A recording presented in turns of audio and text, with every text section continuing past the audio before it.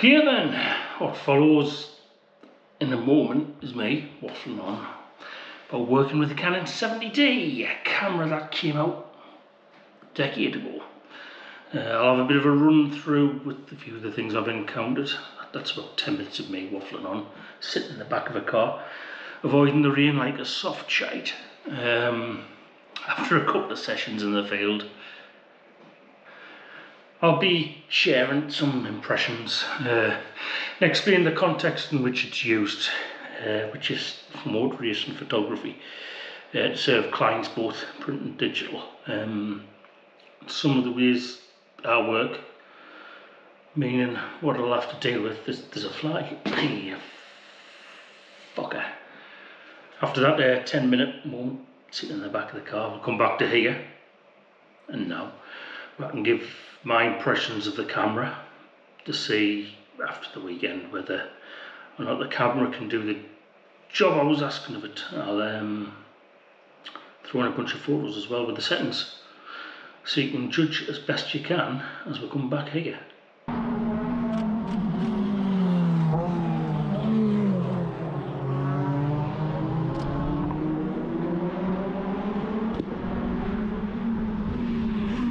Yeah, I know. 70D. From a 90D, if I'm staying in the world of a Canon DSLR, then I should be upgrading to a 5D or a 1DX. Well, shit happens sometimes, you know. And if I did that, all I'd be doing would be increasing the repair costs. Yeah. Although having said that, the 90D that I normally use, I blew the shutter off it last week. Sorry, no, 2 weeks ago. And I decided, in the meantime, while I'm waiting for it to be repaired, or while I'm waiting for a quote to come back and me saying it's not worth repairing, considering how old it is, I'd just get my hands on something cheap and cheerful that can hopefully do the job. And hopefully, you can come along with me today and yesterday, which was Croft yesterday in Knockhill, and find out how the 90D does in a real-world environment in 2023. So, I'm going to take some photographs at the track in this kind of heavy work environment.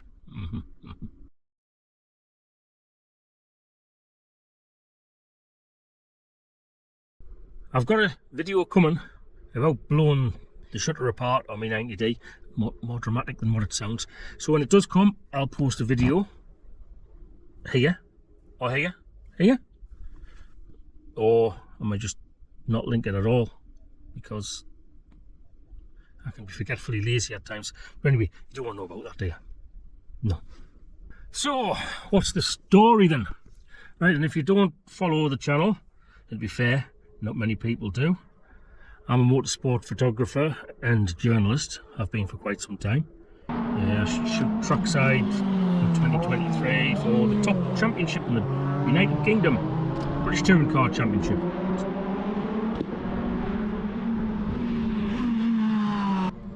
I shoot TCR UK Touring Car Series as well, and I shoot at my local track, this place here, Croft. I've shot all kinds of stuff over the years, motor racing wise.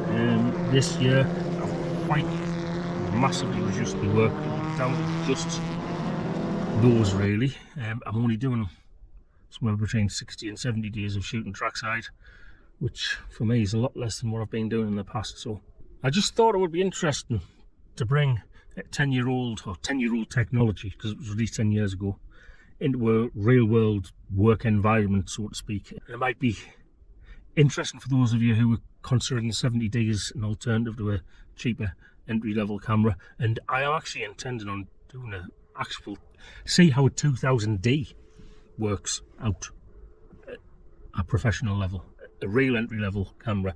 So it'll be interesting to find out. I'm not doing it in this video, that'll be a separate video which I'll post. Well, not there, but somewhere. So look out for that one. In this vid, it's about the photography side. Yes, I know the 70D was the king of YouTube and all that, and is known for being fantastic for videoing. It'll be better than this video because it's going to be shot on a GoPro and a phone, and I'm purposely avoiding using the video on the 70D. No things about the flip out screen or the face detection autofocus. I never use that for photography. I only really use the optical viewfinder. I've tried to use the screen before. Oh, there's the rain again. I've tried to use the screen before just to see how it works. I couldn't get away with it. I think in other working in other areas it might work, but in motorsport as a full-time thing, it's just completely and utterly impractical, especially if you've got a big fucking sniper lens on. I know you see some people who do content creation coming out and shooting a few things, which it might work that way, but if you're doing 8 hours trackside and just banging shot after shot after shot after shot, you know, you soon discover that working that way. Plus, it might just be the technology as well. The cameras I've used, there's quite a delay compared to the optical viewfinder. I don't know if it's the same with the mirrorless, but you can tell me in the comments where I'll pretend I can read. A couple of things about specs. Obviously with the 90, you're in terms of frames per second, it's 10, and the 70 is 7, which is a bit of a downgrade for me, but it's not a bad thing. I suppose my post-session work is reduced by 30% for a lot of the time. I can make a day look like a flick book if I shoot 10,000, which is normal on a day like today. I've just done one 25-minute race and 2,200 photos in a 25-minute race, so that kind of shows you what kind of level I'm working at. And I mean, how many? It's like 9 races today, you know. But yeah, 70 or 80, and I saw a good deal on this 70 for 250 quid with 25,000 actuations.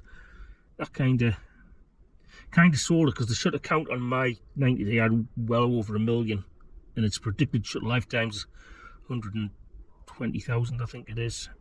And this one, well, yeah, it is used, of course, naturally, but it's got a 1-year warranty on it, which is good. Yes, I thrash me cameras. I do. It's just part of the job. But doesn't mean to say that I don't look after them, because I do. It's only 20 megapixel compared to the, I think it was a 22 to 32 or 20 to 30 kind of thing, compared to 90D. The honest truth is, the majority of the stuff that I do with the 90D, I very rarely crop in on it anyway. A lot of the photographers I know like to fill the shot with a car. I'll do that a bit for this vid more than I normally do, but I like the car, if it's a car and it's not pits or paddock shot, to have some kind of background, and I'll usually leave it in the original 3.2. Well, it is 3.2 now, yeah. But I like things to have a context to tell the story. That's my taste, though. It's not everybody's taste, and it's not what everybody is asked for by the people that the client's for, you know. It's a cropped sensor, 1.6, as you would expect from a Canon in this family. For those of you who don't know, theoretically, it means that, see, 100mm lens is equivalent to 160. I'm going to kind of use my settings on it, I think. But I'll rely a bit on auto for the first weekend. I'll try some of the presets, like the TV setting. When I first started with my first DSLR, I relied on that a lot. As you can imagine, for motorsport photography, you want, you know, start a session off with a nice head-on shot with really high shutter speeds, and then to get the good panning shots, you pull it down during the session, and then you just get used to it. It's just automatic. You can pull a good panning shot from the very first shot after you've been doing it this long. If you can't, you shouldn't be doing it. What else will I be? I'll use the manual, obviously, and I'll let it sort its own ISO out a bit. ISO, whichever way you want it. The 90D's got 2 custom buttons, which essentially means it's got 3 manual buttons, and I ran it with a setup on manual and 2 custom setups for different championships. I think I'll miss it because it doesn't have, essentially there's only the one here with the manual, so I'll give the TV a bit of a shot. You know, as saying today, it's the way that I generally work a session. I begin with a high speed shutter stuff. The bankers have all slowed it down, unless it's pissing it down with rain, in which case with the lenses and whatnot, that waterproofing, which is happening here today. I try to keep it higher than I normally would in the wet, because the water usually gives the impression of speed. It's a case also of what can it do? Can it do what I need it to do? In a way, does it do the job? Look, you know, I'm not a gearhead. I'm not spending time looking at all the specs of all cameras. I mean, I started with a Canon and I've stuck with it. I can't be asked for switching out a whole set of kits when you change cameras. In fact, I'd say I use pretty cheap gear compared to many, but I mean, all this Sony is better than Nikon, it's better than Canon and stuff. It absolutely gets on your fucking tits, doesn't it? You just want to fucking slap people. But people are tribal, aren't they? First impressions of this camera is it's a little bit weird without using the joystick. To me, that the menu is strange. Yeah, I'll get used to it. Essentially, most of the stuff the same. And if you're picking up one to start with, it's fairly... You'll get used to it. With the settings on the back, I think they're pretty much the same as on the 90D. And it's weird because I've been with that camera for 3 years and I've been without for 2 weeks. I can't remember what the menu on the back looks like. And pretty much it's sure it's the same. It's built like a brick shit house. It's solid. A little more plastic than the 90D, but like I said, built like a brick shit house. But I wouldn't use it as bricks for a shit house. I mean, I've got to admit as well, if I'm not trackside, it's generally packed away because I'm a motorsport photographer. I'm not a photographer, I'm a motorsport photographer. But when I'm working, I shoot, like I said, somewhere 6, 10, 12,000 shots a day. Keep us going to Lightroom. I've got 4 presets just to sharpen a little, slightly just lighten. Yeah, I don't have time to select an individual shot and like work on it or throw it into Photoshop. So you're going to get pretty much them as they come out the camera for the review. But I'm going to go and do some shooting now. And I'll give you some impressions later. So then, coming away from Knockhill and Croft, what impressions do I get from the camera and the work that I've pulled from it? Well, actually I was quite impressed with the quality of the images, and just to reiterate, it's in the context of my needs, which might not be for everybody else.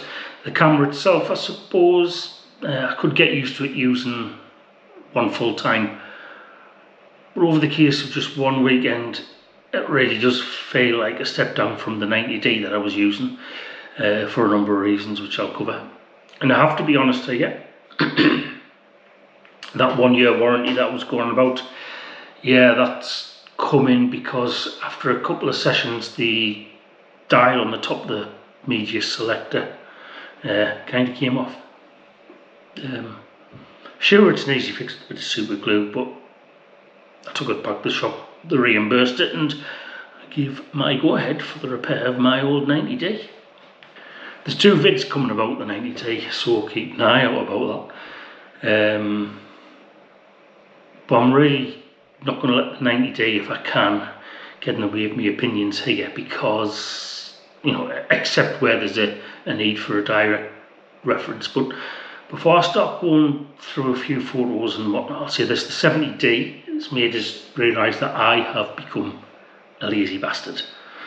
I've been relying on a couple of presets for a while, and I've went on and adjusted them, just little bits, and I didn't realise how much I'd been killing the life and colour out of some of the photos I took, because, well, some of the shots from the 70D, the colour, to my eyes anyway, was better than what I've produced so far across the season. Others though, from the 70D, while managing to get the colour, it's been a bit harder to get some of the shots that I usually get easily, and some of the ones that I wanted. Autofocus using the 18 to 400mm Tamron lens was quick enough for the lens to focus. I kept plonking the autofocus in the wrong place, to the right of the screen. I ended up for about 10 minutes shooting the cars following as I was facing and turning to the right hander, so that was my fault. The excuse I'll have though is it was raining and I had rain cover on, and in that situation I was shooting blind through the viewfinder because the rain cover, you can hardly see it through the viewfinder. Now I know people like to use screens for shooting the live screen. I did try it, but the delay, I just couldn't get used to it. Okay, I tried shooting even earlier than normal, but it just didn't feel right the way that it was following the cars. They were just shite. Thankfully, I do switch between manual and auto at most focal lengths anyway, especially on the 150 to 600. I mean, long ranges on the 70D and 600mm, 5 to 600 range, the autofocus was absolutely I was quite surprised at how bad it was. It wasn't useless, but I used a lot of manual focus on that kind of length anyway.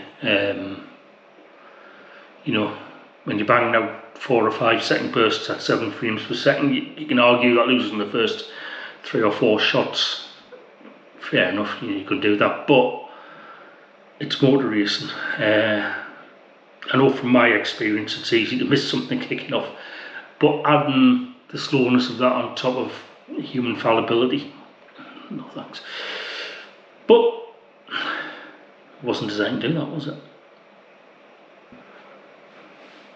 The thing that I struggled with as well was connecting to the Canon camera. You're out on the sticks at some motor racing tracks. It was certainly the case at Knockhill. I couldn't get anything on the phone, couldn't get anything at all, but you know, it's so much easier with newer cameras because you just Bluetooth it across. I know it doesn't mean much, it's just a little thing, but if I need something to be delivered straight away and I'm trackside, as opposed to going to the media centre, slotting it into the laptop and using the media centre internet, if you're trackside for 40 minutes and you need to get something off straight away, then it was a little bit awkward working without it, but you know, it's just the way it is. You know, 70D doesn't work with the app the way that the 90D does, but I suppose that's situation specific. I know when I go to watch my local football team, Sunderland, go and lose, because that's what they generally tend to do, you do see a lot of chaps and ladies, but mainly fellas, behind the goal, taking photos, Wi-Fi on the laptop. Let's just put it this way, there's twice this year that I've been hitting the face by gravel and I've been hitting the testicles as well. So when you've got rocks flying at you that big at 180 mile an hour, like 180 to 100 mile an hour, you don't want to be sitting there with a fucking laptop, you know. And you don't want to take your eyes off the action in case a car decides to somehow mount the barrier and wipe you out. You've got to be able to move, you know. But it's just one of them things. The buffering was slower than what I'm used to, if I'm honest, because I do shoot in big chunks. It was kicking in much earlier than with other cameras I've used.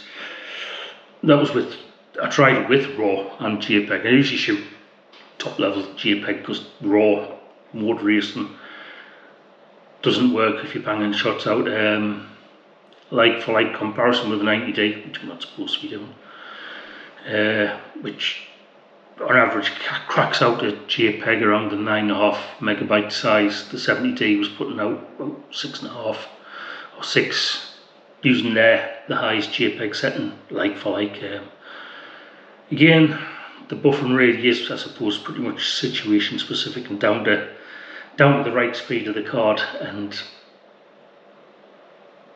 I mean, some people say when you're heavily using cards the way that I do, that they deteriorate in the right speed. I mean, I don't know if that's true. To the degree enough, if you're shooting 25,000 photos every weekend, does it affect the performance? Like I say, it's not as fast as newer bodies, but for the many photographers who work in racing, it's not totally suitable, I think. Again, like I say, keep coming back to this, and I'll keep coming back with situation specific. Like I said at Croft and Knockhill, and especially avoiding the rain at Knockhill, I did miss having the option of a number of presets that I could just grab with a dial, because really it's just the manual setting on the 70D. If you're shooting a 15-minute club race and you're moving about a lot, I mean, if you don't shoot motor racing, you might not get the need to constantly move. I mean, if you're shooting ice hockey or football, let's say it, you're essentially in one place for extended periods. Some motor racing people do that, but most of us want, and me, I want to get a number of angles during one session, so it's mainly shoot for a couple of minutes, move on, activate the asthma, shoot at the next vantage point, move along and so on. And it's not like football where you've got full view of the pitch all the time and all the subjects are on all the time and always within view, depending on what lens you've got. You might get cars come past and you're shooting, there's a couple of cars you want, they come back a minute and a half later. Then you've got to move and they come back a minute and a half later. So, but I have to be honest, at the weekend, the 70D, I didn't actually do that. I didn't move as much as possible. Partly weather, partly I was concentrating on getting used to the camera.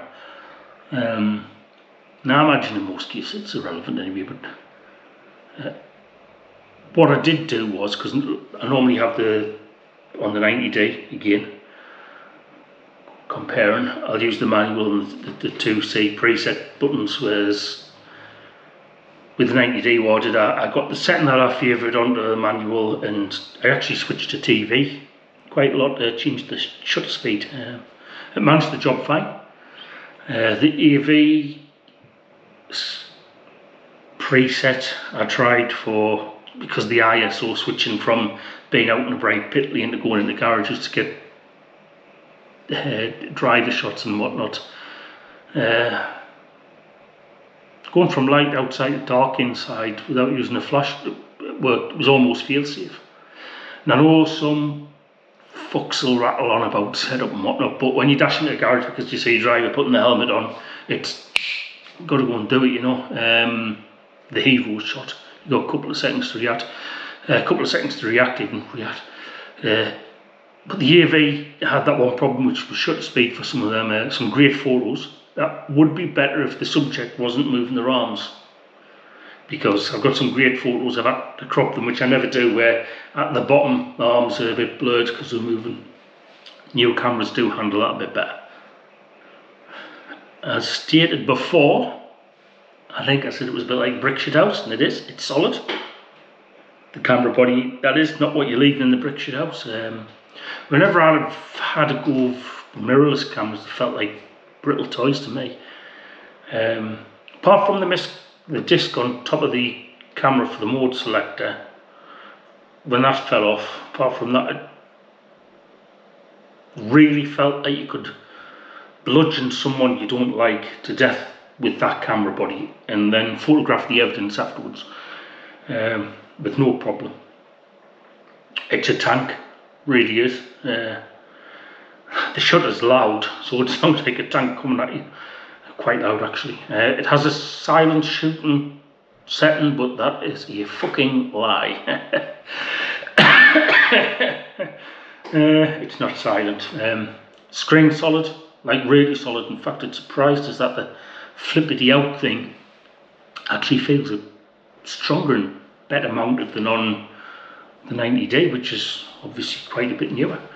If I'm honest, it's rugged as hell. In my experience, a lot of the time I'm kind of climbing over fences and barriers, up trees, having it swing around as you're climbing over stuff, you know, which, although it's not recommended, these cameras can generally handle it, you know. I mean, the range of the 70, I have had a go over the 80, but I've not used one properly, but the 70, the 80, the 90, the tough bastards really are. The gear I used was fairly inexpensive, really fairly basic for the task, but I'm happy with them. SanDisk 128GB card, enough to get all the stuff in that I need. Not sure which one I used. I think I might have just been using the 170 right speed. I can't remember actually. I generally use the two lenses, which I did here, which was a Tamron 18-400 with a polarizing filter attached, and a Sigma 150 to 600 contemporary. Normally I've got all the stuff in my bag because journalism and audio work as well, so I'm not just carrying camera gear. So one body and two lenses is ideal for me, with everything else that I have to slug around. And you know, having a nice diet, I could put an extra lens in there, but I like pies and crisps and chocolate and coke, not cocaine as in the drink. So them versus another lens, I'll tear the crop. Right, the question. It's weird this, because the lens is there, but I'm looking at the the screen of my ugly mug looking back at us. Anyway, the question,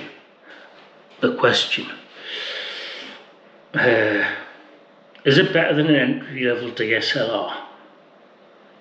Now, I would say yes, with a couple of teeny points. As a used camera with low shutter count, if you're not needing to bang out thousands of shots, it'll be great. If you don't need Bluetooth, great. Is it lower quality than newer releases? Yeah, of course, but does it really make a difference? If I can pour over books of Formula 1 photography from 40 or 50 years ago, or from magazines from 15, 20 years ago, one was with what's now considered obsolete film cameras, and the other with older digital cameras, and those cameras aren't as good as what a 70D is now. And to be truthful, at the end of the day, people who follow motor racing are either going to look at photographs as print in a magazine or as a 500 kilobyte photo on a website. But difference down to photographer and lenses. The thing with getting a camera like this is you've got a hell of a choice of lenses, used ones, really good ones, high quality. Would I recommend a newer camera over a 2000D, for example? Well, I've got a 2000D review coming up. Tentatively, I would say 70D over the newer entry level. I'm going to take an entry level 2000D and use it at an actual race while working.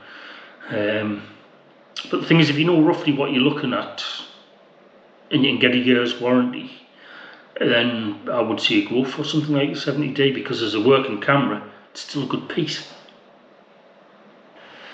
One of the bad things for me with this setup was, and it's something I've not had, I don't know whether it's just because, as I was saying before about making a fucking mess of me settings, it seemed to pick up the water a lot more when it was raining, and it ruined quite a few shots that normally it wouldn't. But again, setup if you know what you're doing. But the thing is, from what I was shooting, when you think about motor racing photography, is essentially disposable. There are iconic shots from the history of the sport, but a lot of the time it's in the moment or a week or two following an event. There are nuances. I've got a video about all that stuff landing soon-ish. For me, like I said before, I would get used to it. I could do it. I could use it if I needed to. It can do the job that I need it to. Might be the same for you, might not be, but if you haven't fallen asleep, thanks for watching. Like, subscribe, don't. Maybe see you next time. Or if you're my friends,